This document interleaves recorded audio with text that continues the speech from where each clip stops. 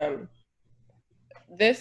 I mean, I've experienced it here in America as well, but in particular, one experience that stands out is when I was overseas playing professional basketball. I was in Romania at the time, and a lot of times you would be walking down the street and see what they called their gypsies, or people that weren't, lived on the streets or things like that, homeless people.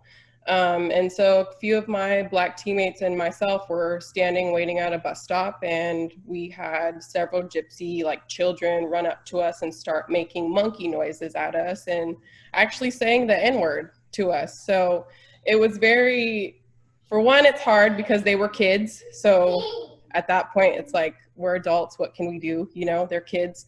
Another thing is they don't speak our language, at least we thought. They knew the N-word, but they don't understand English, so you couldn't say much back to them. So it was kind of just one of those things like, okay, get away. We had to just shoo it off, So that in particular was one of the things that was hard to hold back because I had a lot of words that I wanted to say, but at the same time, they were kids. But it just was crazy to me that they don't speak a whole lot of English, but they knew and were able to identify, like, these are Black people.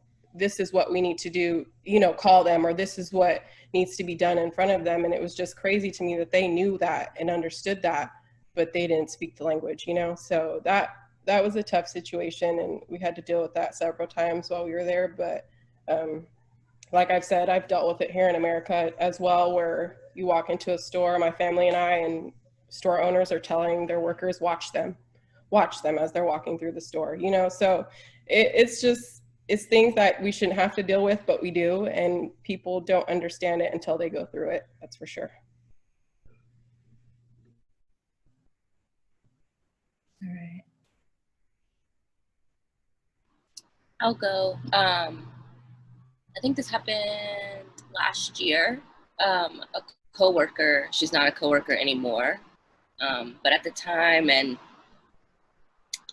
I'm 5 foot tall, so I'm a fairly small person, and she just kept like patting me and like touching my hair, and she finally just asked me, does your hair grow?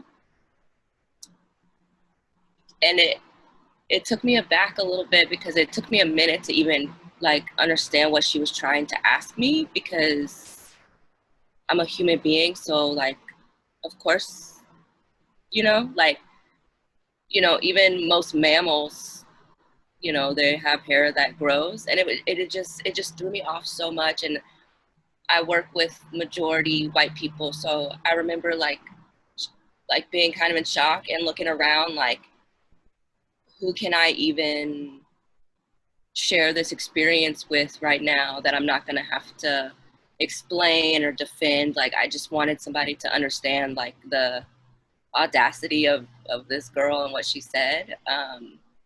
And the situation worked itself out.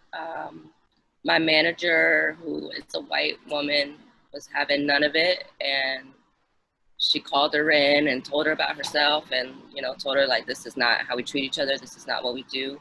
So it was a